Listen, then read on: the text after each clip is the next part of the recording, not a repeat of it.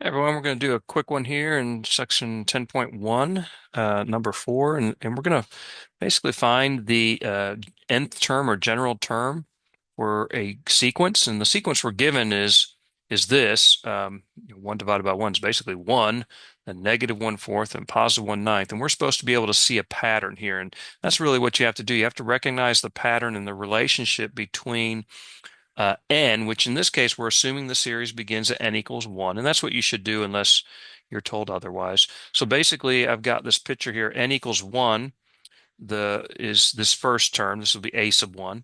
N equal 2, we get this one, and n equal 3, we get this one. But if I look at these denominators, first of all, I note that you got 1, 4, 9. These are perfect squares, aren't they? 1 squared is 1, 2 squared is 4, 3 squared is 9. So I kind of think the next one will be what? 4 squared.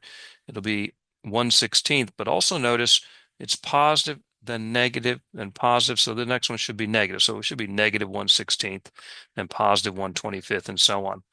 So I know how to do this. So what would the nth term be? Well, if it's 1, it's 1 squared in the bottom. 2, it's 2 squared. 3, it's 3 squared. So n, we're going to have n squared in the bottom.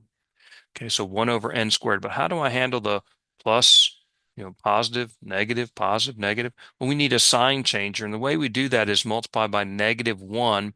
And in this case, I'm going to do it to the n plus 1. Notice if I just did it to the n power, when n is 1, negative 1 to the first power would give me negative 1. That would be, if I had this first term negative and then this one positive and then the third one negative, it would be negative 1 just to the n.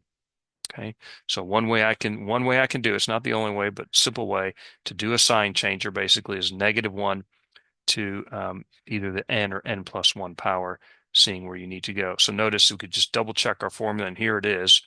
Uh, how to know when your formula works, just plug in n equal 1 and make sure you get this, and n equal 2 and make sure you get this, and so on. So when n is 1, I get negative 1 squared, which is 1 over 1 squared. I get 1 over 1, or 1.